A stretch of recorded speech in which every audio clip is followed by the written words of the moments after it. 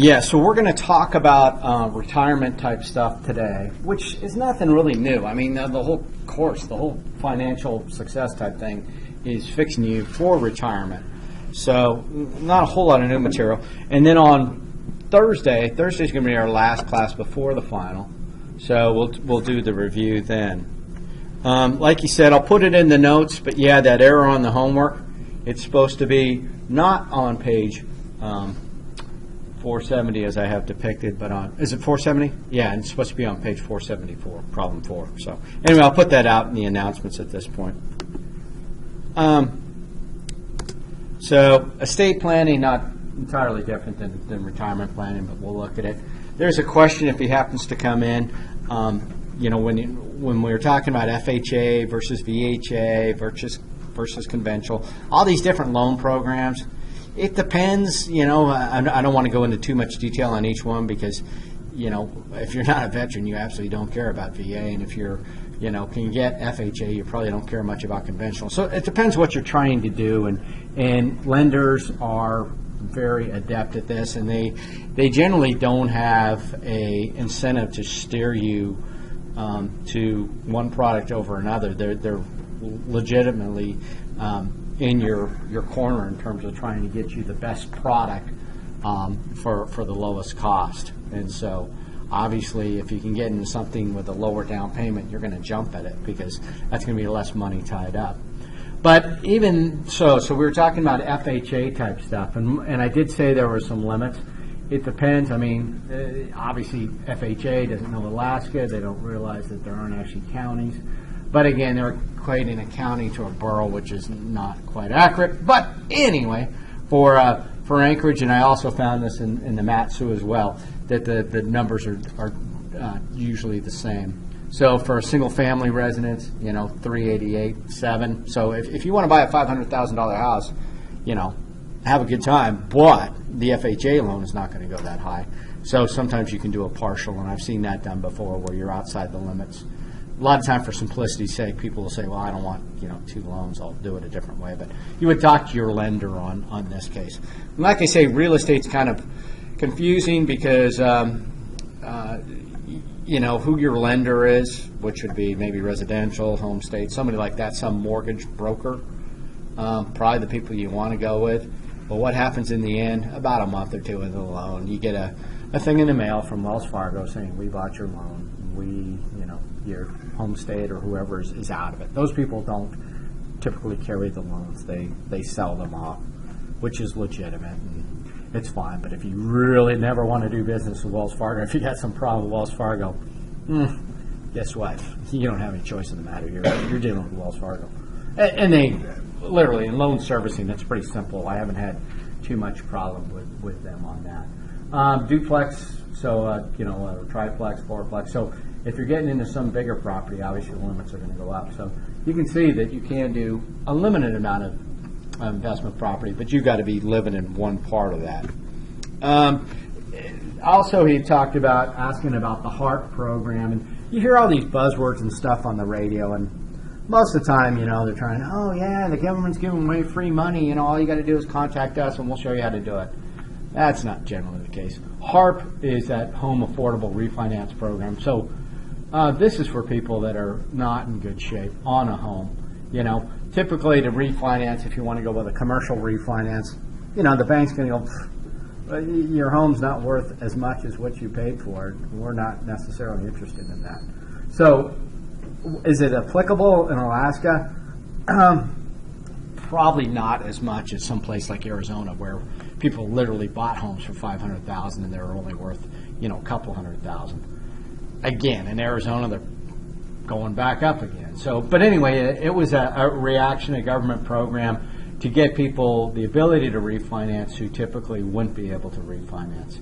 But if you're even in this program and you're not, a good risk and not somebody a commercial organization wants to deal with, you're already kind of losing the game anyway. So hopefully you won't end up in the situation where you're trying to do that.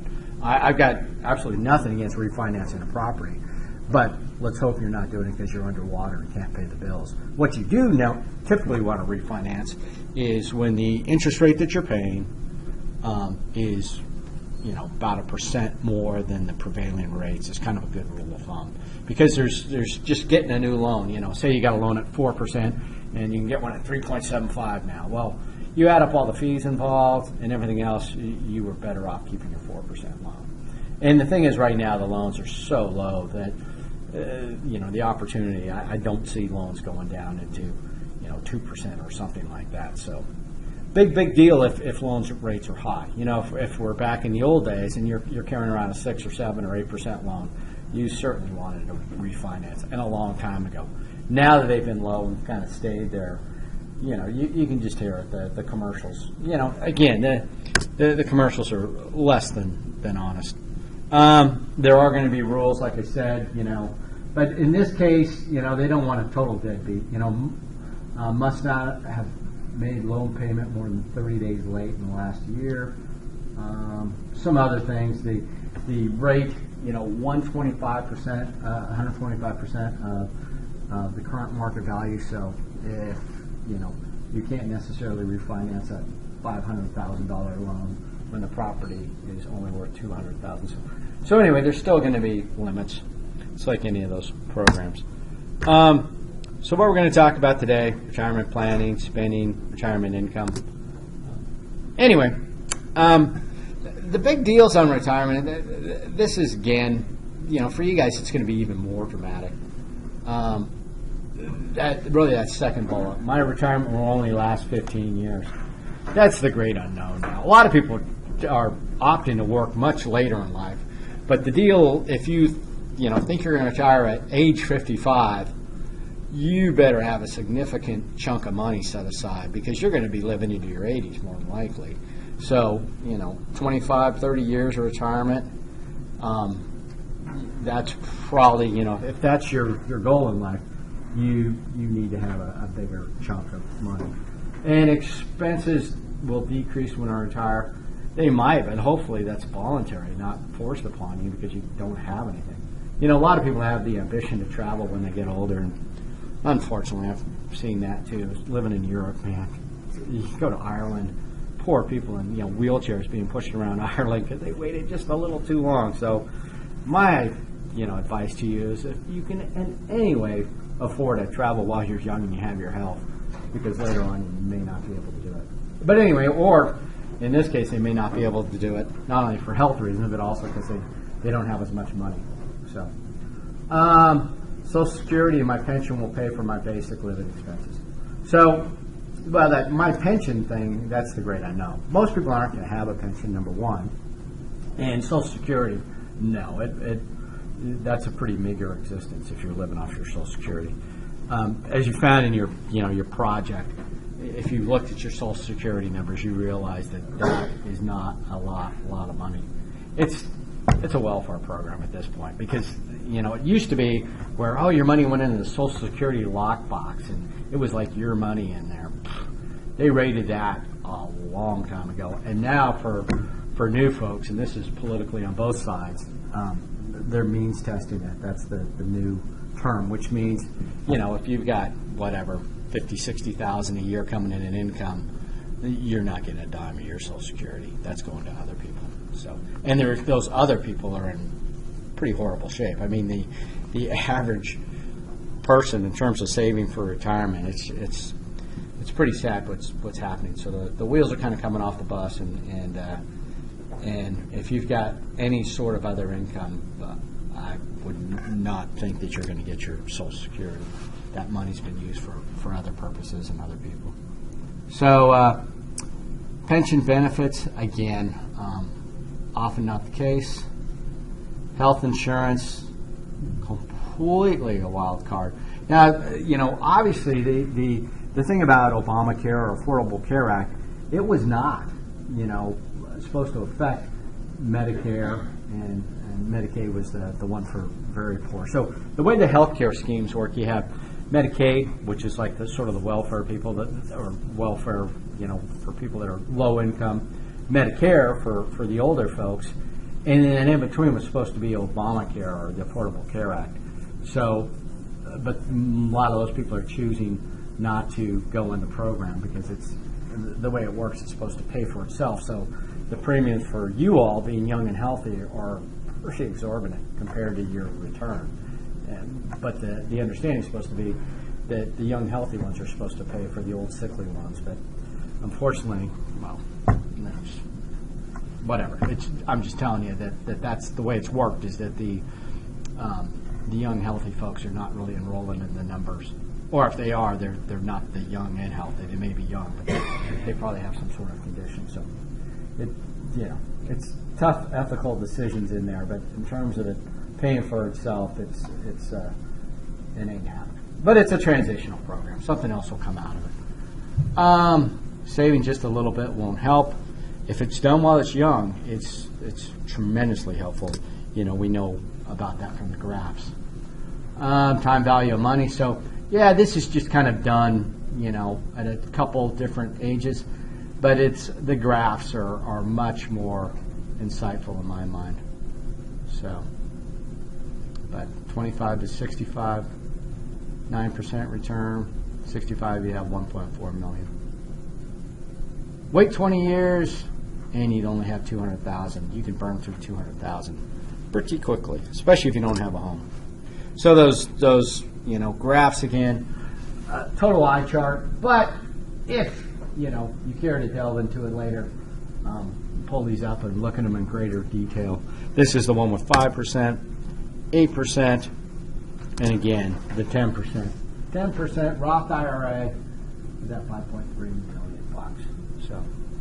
So the Roth IRA in a nutshell. We'll go through this a little bit more, but Roth IRA, you're paying the taxes on that money now before you put it in the Roth IRA. It's not a tax deferred thing. But on a Roth IRA, the earnings that come out of it are tax free. So when you're in your retirement, you're not paying taxes on it. So on a traditional IRA or a 401k, you're getting the tax benefits now, the tax deference. That money is coming off your income before you pay taxes, but when you get an income, you will pay taxes on it. Now, the big scare thing, getting back to talk radio, is that, oh gosh,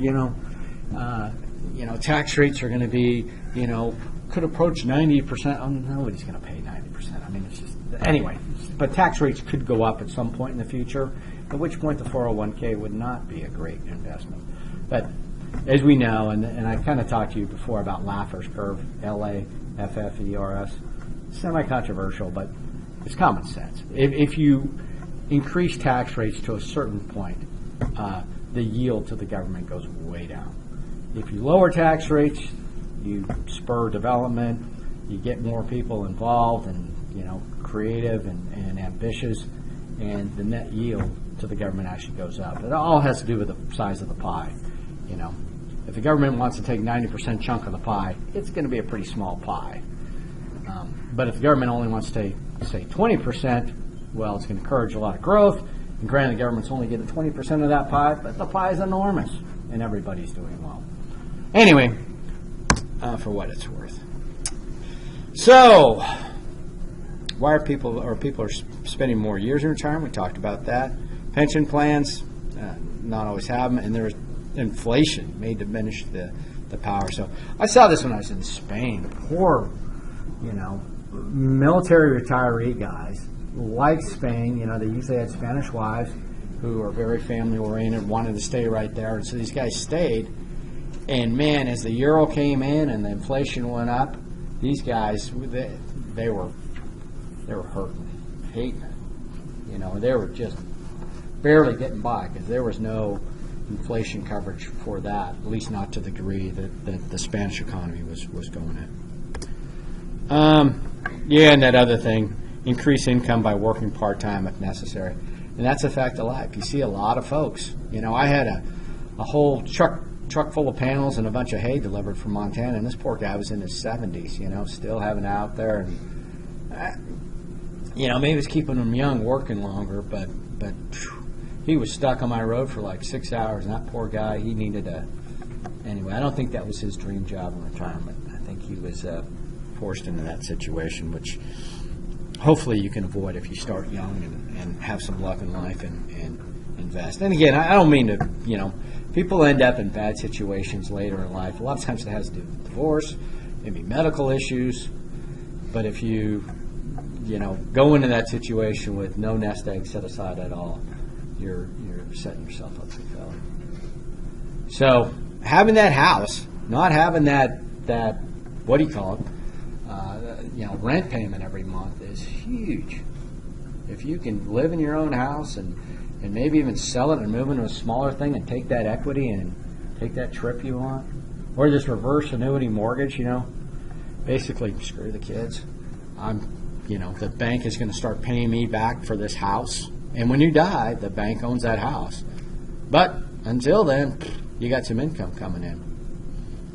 If you're the people sitting out here who are thinking you're going to inherit something, nope, there's none of that. But it does work, and a lot of times, younger folks will have to support their parents anyway, and so if the parents can kind of support themselves by selling the house, then that's not a bad way to go. That's essentially what you're doing. Life insurance cash value. Obviously, I'm a term life insurance kind of guy, so there is no cash value in my life insurance. It's done when it is. Now, obviously, with that, what I did do was with the savings by not buying these, elaborate $800 a month life insurance plans, buying the $60 or $70 life insurance plans, that other, $730 went into investments. So I don't need their life insurance. Other investments, and these really should be the primary. Stocks, bonds, income from that. Again, that's what it's for, It's great if you can live off the interest and not touch the principal, but sometimes you have to. And, you're going to go at some point, and there's nothing wrong with your kids getting out there and working a little bit and making their own money. But anyway, when they talk about stocks and bonds, it's probably more realistic that it's going to be mutual funds. Your assets after divorce, yeah, they are going to be affected. Pension, depending on the implications, if you're both working, then it's, they'll split things up. But yeah, if say you're in a military situation, you've been married more than 10 years, that other spouse is going to get a portion of it. But if they're military too, they get their own, so they get nothing. Retirement spending. This is where you have some choices, especially in Alaska. Alaska's not a cheap place to live. I had a friend who moved to Kentucky. He didn't last long. He didn't like it, but man, he moved there for the cost of living because it was nothing. And you can buy a huge house for under $100,000 in some of those depressed areas, and the expenses will be lower as well. But do you want to do that? Work expenses, clothing expenses, housing expenses. Anyway, it just depends on the kind of retirement you want to have. But if you're, somebody who's commuting into, some big city to work, and you got to wear a suit to work, and you got to eat all your meals out, yeah, you could probably dramatically cut those expenses. But if you're somebody who's, already has a decent lifestyle and doesn't have a bunch of work-related expenses, it's not going to be as dramatic. Life, health insurance, medical, gifts, contributions, pretty arbitrary. Hopefully, though, that expenses for leisure activities may go up. And hopefully you do. Hopefully you get out there and continue to travel a little bit. But yeah, 16 to 30 years in retirement. So there is something to be said for not necessarily touching that nest egg, not touching, if you've got $1 million in the bank, and say you're getting, 8% a year, if you can manage to live off that $80,000, and not touch that $1 million, you're doing quite well. And you can perpetuate that for as long as you care to live. And then you actually have something to give to the kids to give them a bit of a head start. So that's what you'd like to do, but if you got to start drawing into it, you got to do what you got to do. How an average, there is no average person, obviously, and this depends on where they're going to live. So this is nationwide, from BLS, but there's too many individual requirements in here to drop anything really meaningful. And some people too, like I said, they want to downsize. They want to get in like an executive type place where basically somebody else does the lawn maintenance. The aim is still have a home, but maybe it's smaller and planned activities and go do the whole Sun City thing and anyway, move to Florida. Some people want to do that. It's not for me. I mean, I'm more adventurous. I'm going to go international, Turkey was always my fallback plan. It's gotten a little sketchy. It was always sketchy before, but now it's like over the top sketchy. But yeah, I could I had a beach house down there for, paid €1,800 a year for a 3-bedroom beach house. Food was nothing. Everything was just, I was the richest man in my village. I was like the king. I mean, so anyway, there's plenty of places like that. Costa Rica, wherever. So consider that, Anyway, but that's what a plan. It's much easier to do with a plan. You don't want to, the first time you go to Turkey is when you're moving there. I would not do that. There's good places and bad places. So get out there and do some traveling while you're young and come up with a plan. Ireland's not bad. There's lots of great places out there. Types of housing and changing needs. So 92% to stay at their own home. And also, sometimes you have such attachments with your children, you don't want to move and, see your grandkids and all that stuff. So depends on your situation. Physical limitations. Yeah, they have, there's a niche market out there of homes that are built for basically old people. But again, if you get in a non-active lifestyle, it seems like things just kind of deteriorate from there. Chamber of Commerce, CPA. Yeah, not for me. I would travel there and look at, actually what's going on. But yeah, if you live in some place like New York State or California, and the taxes just alone by moving to a different state, you could increase your income by 20% at least. Nobody does Sunday papers anymore. But anyway, you can go online, you can get all kinds of information. And you can also, like I say, travel there before. Especially if you are retiring. I used to do this in the military all the time. We would move to a new place, have no clue about it, and so we try and get a rental type situation for like 3 to 6 months. And then you kind of size things up and then you move. It's a hassle because you had to move twice, but you don't end up being, locked into some dump. I was hiked up on Mount Magnificent with my dogs on Saturday. You're looking across over there in Highland. Anybody live over there?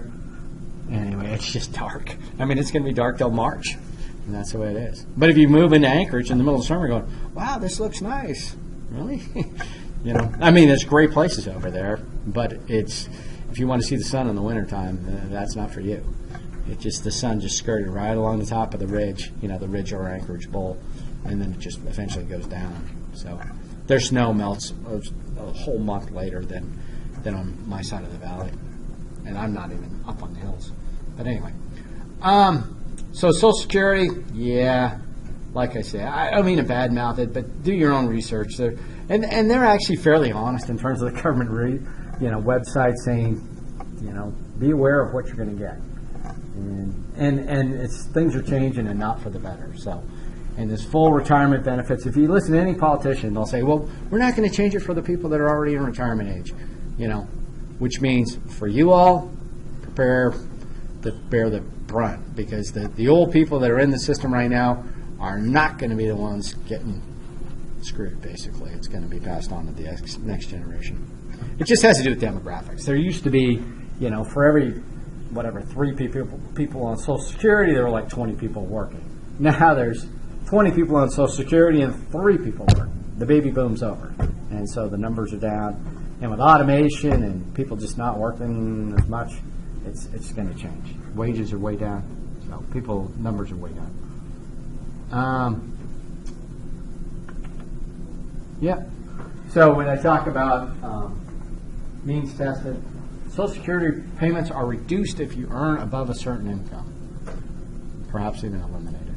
So, I mean, it's not a bad program. It's just been, politicians just could not keep their hands off that big chunk of money, and so that's in addition to the demographic. Future Social Security, yep. So there's some other statistics that they're saying. 42 workers per retiree. Now there's 3.2 workers per retiree. Anyway, the numbers are continuing to get more and more dramatic. VA, obviously if you had that, railroad. But anyway. Defined contribution. You know, these used to be part of the deal. Stock bonus plans. I actually do one of these with a firm that I do consulting with, and it's you know, I buy the stock at a 5% discount, but not too much. You know, 15% of the money they give me. But anyway, for me, I'm like, well, if the stock even breaks even, I'm making 5% more on that money, so it won't generate a whole lot of money, but it's one way of working it out. But you're seeing more and more companies getting away from you know, some of those pension plans per se, and they're going more to the 401ks, 403bs, and 457s. So again, these are from tax purposes, these are like a traditional IRA, where say you put 20 grand in, and you're making 100 grand. You know, when you go to the IRS to pay your taxes, your income is only $80,000. So you save some money there by not paying those higher taxes. When you get in retirement, you start to withdraw that money out at like 59.5, and boom, you know, you pay taxes on it then. The deal is too, you can get at that money, but it's painful. I actually was in this situation. My daughter was in a private school, and I had to withdraw money out to pay for expenses. And yeah, the IRS clobbered me. 10% penalty for this, and then, you know, boosted up my income. I you know, painful. Got jacked around, but you got to do what you got to do. But there are ways to get your money out, but not without a certain amount of pain.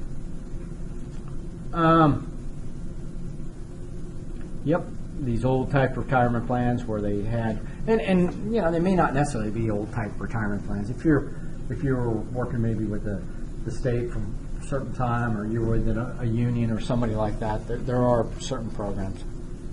But for the most part, you're kind of on your own.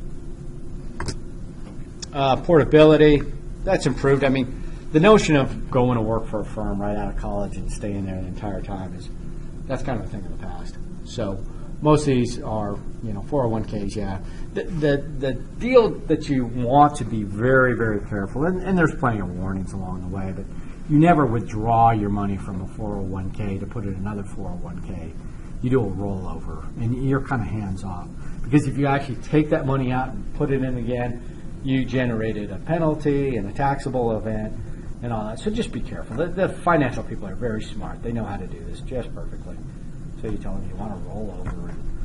The money never actually comes out of that 401k status. It stays in that account. And anyway. Vesting, yeah, they did some things like that where, you know, you got to be with the company, whatever, the company would match your salary by 10% every year, but if you quit after like a year, you didn't get it. After 5 years, you got all of it, you know, and it's usually some sliding scale, but a vesting type thing is pretty common. And this is what they were talking about. Yeah. May have tax consequences. So you never want to cash out. If they're writing you a check, do not do that. You want to roll it over into another account. And typically with your next employer. IRAs. So,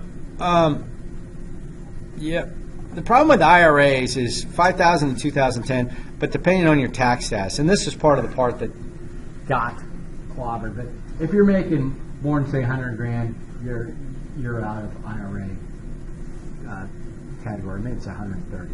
But anyway, IRAs are no longer for you. But while you're younger, IRAs are not a bad way to go. Your contribution, tax deductible.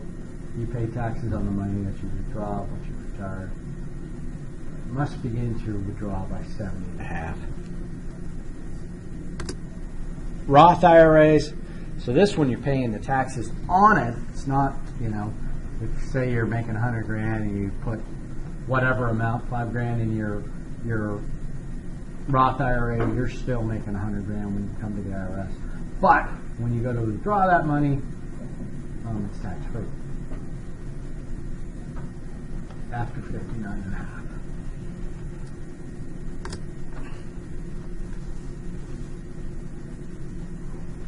Rollover education IRAs with different, I don't know how many. I'll have to go back and look, but on a number of you keyed in that there are specific educational savings mechanisms like 529s and Uniform Gift of Minors Acts, and depends usually on states. You typically don't have to go or stay with that state, but anyway, they're administered by the states. Your kids aren't locked into going to Texas or wherever you started your plan. I was actually a Texas resident the entire time I was in the military. I've only been in Texas 9 months out of my life. But they don't have state income tax there, and if you're in the military, you can claim your residency, as long as you can. Anyway, you don't want to be from someplace like California, New York, something like that, because they will tax you.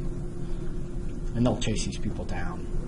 They'll come after them. After they retire from the military, say somebody moves back to California, they'll say, wait a minute, you said you were from Texas when you were in the military, but you started the military from California, you came back to California, we don't think you were ever going to go to Texas. You owe us 20 years of income tax for, it's screwy. So some of those states are in desperate financial situations and are trying to fix it any way they can. IRA withdrawals, yeah. If you pull money out, ordinary income, and typically you would not pull it out as one big chunk, but you would be in the same place. In Keogh type plans, if you're self-employed, other means of doing that. But you want to try to maximize those, And again, they change every year. They increase a little bit, and for this year, I believe it's 18,000, and if you're over 50, you can actually go up higher, up to like 24,000. But anyway, it's a good way to try and minimize your tax. Annuities are cool in the fact that they're not always the greatest investment, but the concept is good in the fact that they're kind of the opposite of insurance. Can I ask you a quick question about the IRAs? Sure.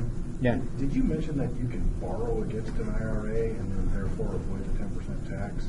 Yeah. In fact, right now, bigger than that, because typically IRA limits aren't that high. But yeah, I borrow against 401ks all the time. It's a great deal. Because what happens is, okay, so I've got a bunch of money in a 401k, right? I know the market from this year, due to everything going on in the economy, that it's not going to be a good year in the market. How do I limit my exposure in the market? I could transfer part of it to like a money market account, which you just put it in like, T-bills and stuff. Or I could take a loan against it for up to like 50 grand, which takes that money out of the market and gives it to me. I get a check, but it's the loan is still under the 401k, so I'm protected in that regard. So they give me a check, and I start paying this loan back, and the terms are like 5 years and 5%. But the joke about this is that the loan, that 5%, guess who gets that 5% interest? I do. It goes back to me, so I'm essentially paying myself. So there is no interest per se. So you didn't borrow from a bank, you borrowed directly from your own? I borrow from my own stuff. Yeah. But see, they're like, whoa, if you do that, when the stock market goes up, that money you have in the market is not going to be, in the market. And I'm like, the market ain't going up. The market, if anything, is going to go down a little bit, and I don't want to be in it. So that's why I chose to pull a little bit out. But the reason I did it was not to go out and go to Vegas or something. I had a piece of property with a friend of mine, and he wanted to get out, and we owned it jointly, and so I wanted to buy him out. And then I had another piece of property that was on some raw land, which I was paying like a 7% loan on. I'm like, I don't want to do that anymore. So anyway, I bought the other half of the property, closed out that loan, and did it with IRA money. I mean, not IRA, 401k money. Yeah, so that is easy, dead easy. I think there's like a $35 fee, and they just started sucking money out of the account, and absolutely no big deal. But yeah, keep in mind with that. Yeah, on my previous one, yeah, it was the The reason why I took the penalty on the other one was there was a number of factors, but I didn't want to get involved in the loan thing. I actually wanted to get the money. This one, I pay, I don't know what it is, $900 something, a month, basically a loan payment. But it's going back to myself, so I don't care. If you're in this situation, if you can afford to pay that back, it can be a good way of doing it. Yeah. So annuities, like I say, annuities are kind of like, if a life insurance policy, the only way you can collect life insurance is by dying. But an annuity, they keep paying you as long as you live. And so the longer you live, the healthier you are, the more money you get out of it. So it's kind of a good deal. It's on your side. So they're saying if you're fully funded, they're saying take care of all these other things first, but you can buy an annuity if you like. And you can buy it however you want. You can buy you buy an annuity for $20,000 and they're going to give you whatever amount, say $200 a month from now to the rest of your life. I don't know if it's probably going to be higher than that if you're giving them $20,000. But anyway, it's a way to generate income. The problem is that the yield on it is normally not that high. So if you got that $20,000 to buy that annuity, maybe you want to put it someplace else. Although, man, my luck with picking stocks this year is not good. Lululemon is getting decimated. Hell, it's like we went to all these Lululemon stores. My daughter's still a big fan of their stuff, but man, they're saying that they're at a pretty high price point, and a lot of their items are on clearance. And anyway, it dropped like 8% yesterday. Not good. More stuff about annuity. Yeah, immediate annuities, deferred annuities. You can put say $20,000 in, and 10 years from now you get to start withdrawing $300 a month, something like that. That's what they mean by deferred. You put the money in now, and you don't start the collections till later. Immediate. You put the $20,000 in now, you start getting $200 a month payments now. Different ways to do it. And usually, though, these are not something you typically buy on your own. So then you start getting the salesman involved, and you start getting commissions. And anyway, I don't own any annuities. Straight life with certain period, joint survivor annuity. Anyway, if you've got a fee for services kind of financial advisor, not somebody who's selling anything on commission, you might explore annuities with them. But if you go to a salesman type person and they start recommending annuities, I'd be kind of leery. They're out there. They're just not that popular. But in theory, it's a great theory. Anticipated sources, sale of home or business. Again, there's so many variables. If you're living in a huge house, especially in some place like, New York or San Francisco or something, and you have no reason to be there anymore, you can sell that $1 million house and move into a $200,000 house someplace else and, pocket all that money. But in Alaska, our values aren't that high comparatively. Employment, 3%, yeah, it depends. If you like your job, but if you're working out of necessity, that's not good. And pension, some people have them, some people don't. So, Social Security, 44%. If you look at what Social Security is and what the actual monthly payments are, and you realize that 44%, that constitutes 44% of people's income, you realize how desperate a lot of folks are. Those data's getting old, though. Balanced budget, yeah, same as, if you lived a life. By this point, most people are pretty good with their money. They become financially literate just by going through life. But if you haven't, maybe that's the time. A lot of times, though, people who have mobility will flat move away from some of the high-tax states.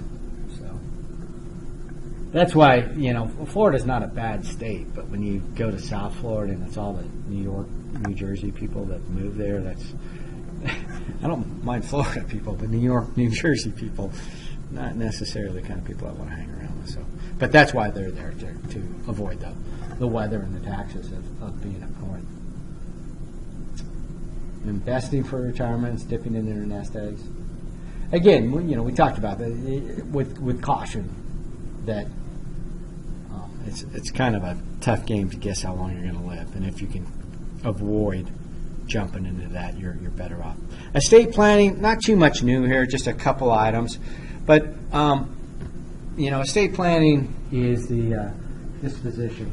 So, assuming you didn't do the reverse mortgage, assuming you didn't totally take away the nest egg, you can transfer your estate. So, it does make sense. At the very least, you need to communicate with your beneficiaries of, what you have, where it is, and things like that. And then the transfer bit this can be done very easily if you have a will, or very, very difficult if you don't. So there's a term called intestate, which means you didn't have a will, which means that you go to the court to get this whole thing sorted out. And there's lawyers involved, and they're paid, and the government's going to decide how your money's going to be.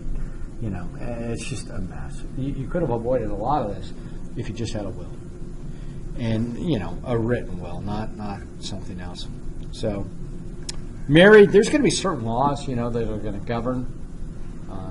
Your will also be part of it, but yeah, newer lifestyles. Anyway, they're trying to be politically incorrect or correct, but it gets more complex when you now that you have gay marriage and things like that. Maybe those things are simplified. Opportunity cost. Yeah, a lot of people think, if they don't think about dying, it'll never happen, and then they end up making people having to obsess about dying because they didn't plan it. And instead of having a wake where everybody's talking about what a great guy you are, they're all trying to figure out where everything is and who's going to pay for this and everything else. So it's much better off to have all that stuff squared away beforehand. The same sorts of documents that we talked about before that you should keep. Most of these things can be kept electronically anyway. All the VA stuff, they've got all that stuff online. But again, VA and people like that, Veterans Administration, years mean nothing to these people. So if you have the stuff readily available, they can make the difference. Automobiles, I'm not too worried about that. Stock and bond certificates, obviously if you're holding certificates, you're kind of foolish anyway. Nobody does that. So that will is the big deal. What you do, if you need to get a will, especially when you've got beneficiaries, and you go online or you go to the lawyer you're going to get this done with, and anyway, you go to their website and you get their worksheet. And you basically fill it out and get it all squared away, and then you go in with the lawyer because at some point a lawyer or a paralegal is going to be involved, and obviously a paralegal can probably do it in most cases. Pull-up lawyers about $250 an hour. Paralegals down to the $100 range. But anyway, you want their advice on things that pertain to the will, not filling out the form and stuff. You get all that stuff already figured out. They've got it up in a worksheet, and then you're just in there to cover details that are, kind of the weird situations of your life. But you don't need their help filling out the forms, or else you're going to be spending hundreds and hundreds of dollars on that. You need to. You don't want to do this yourself either. You want a proper will that's witnessed and all that, so it's legal. But you have it pretty well squared away. And so $300 to $400, I don't think so. I because of my military background, I just go to the legal office, and I'm not there more than about 10 minutes. Something changed. Did this, did that, or it's been 10 years since I was here last. Fill out their little worksheet, get the new will, just to make things simpler. And initially, once you have your will, all you're doing is just changing it up. Yeah, I got married, had a few kids, whatever. Not a big deal. It's not an annual requirement. It's more of a kind of milestones in life when things change significantly. But it will make things much easier. So that kind of every 10 years going in there, literally, if you're spending more than $100, you're probably doing something wrong or getting fleeced a little bit.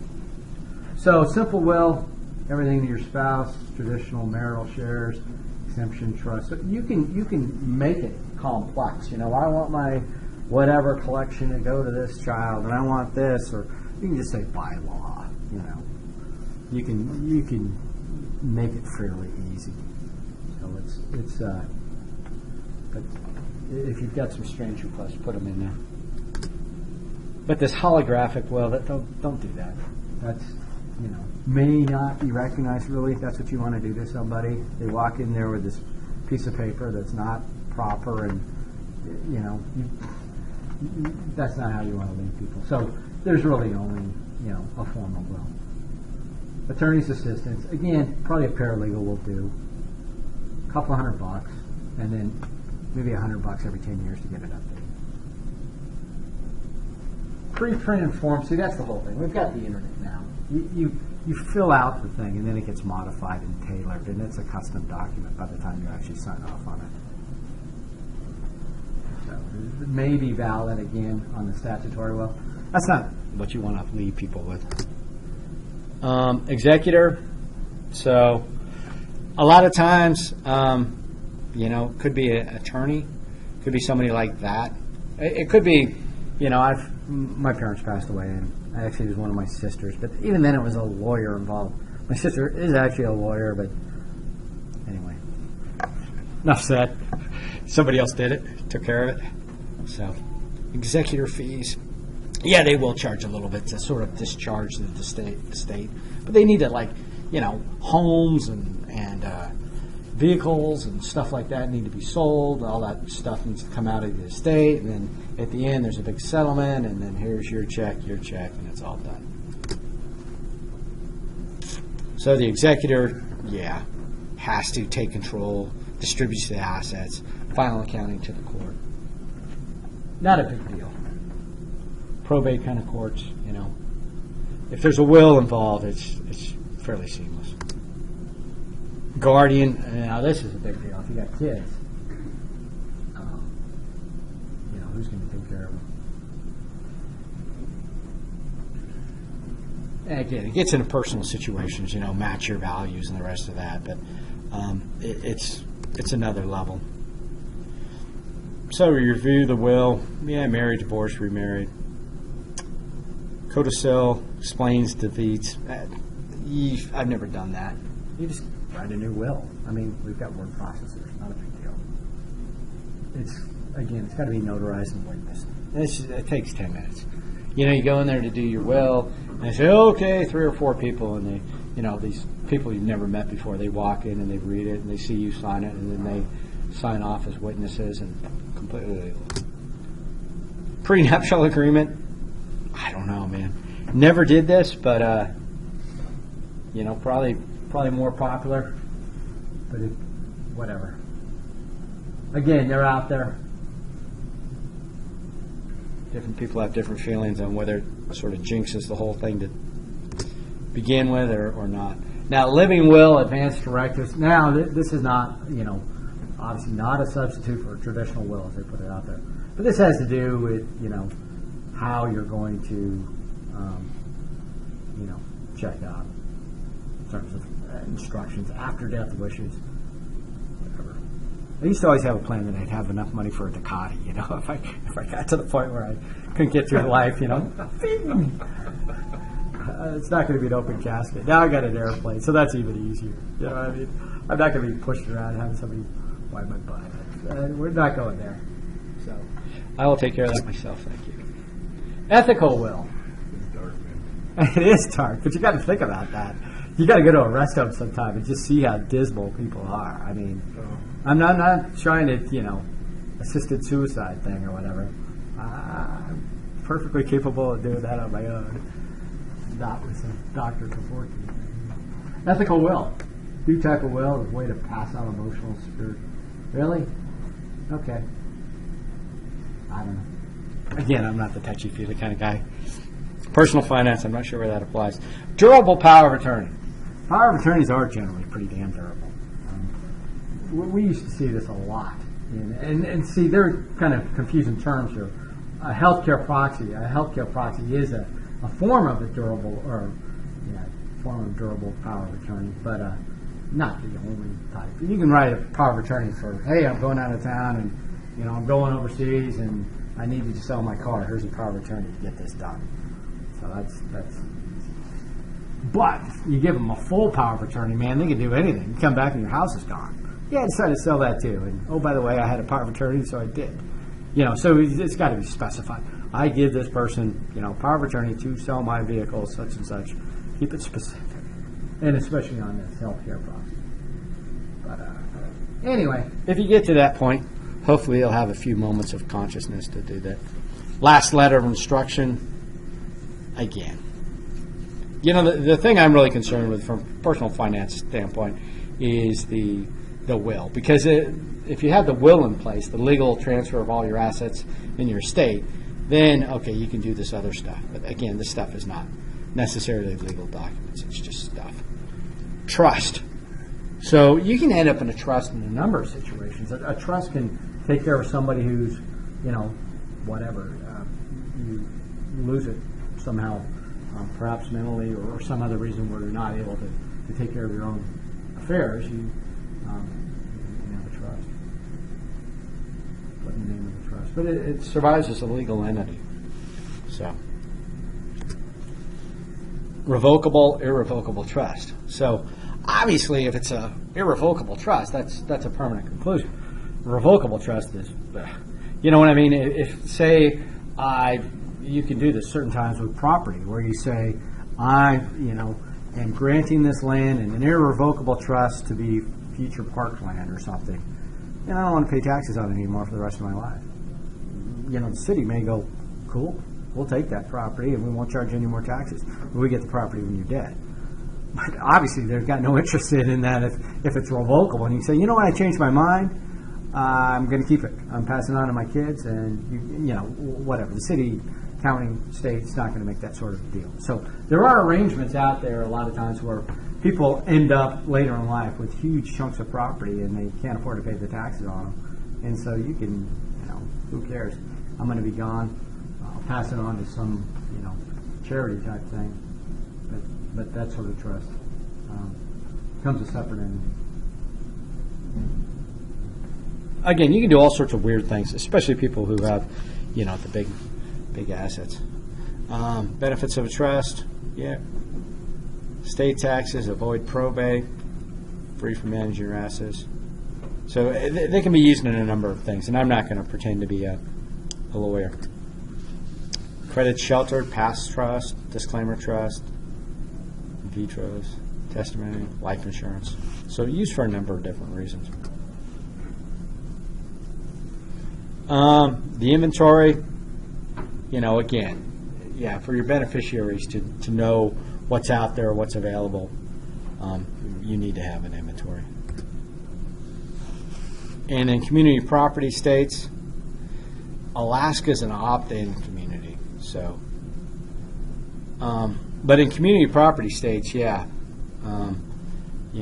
Arizona, California, Louisiana, Texas, it's property under the marriage is joint. There are certain limits to gifts, bequests, inheritance. But again, this has more to do with divorce than it does with estates. Joint ownership and joint ownership with rights of survivorship kind of, explains. It's self-explanatory. The thing is that if there is a transfer of property, that's in essence viewed as income by the state, that's kind of a bad thing. Oh, good news is you just got this huge amount of property. The bad news is you can't afford to pay the taxes. So the inheritance taxes are always something that is jumping around and varies by state, federal as well. So, life insurance, employee benefits, free from probate and income tax. Right.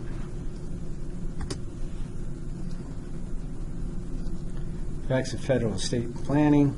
So how this money is transferred, within the family, and it may make more sense to transfer it in small increments prior to your passing away. If you've got a huge estate, and there are lawyers that do nothing but estate planning that would counsel you when you get to that point in life. If you've got a huge estate, and you say, okay, I want to get this to the kids, but I want to, especially if it's like, say, a family farm or something, I don't want to have the farm sold, just to pay the taxes. How can we do this? And right. So the final exam prep video, that is going to be done on Thursday. So we will get that done.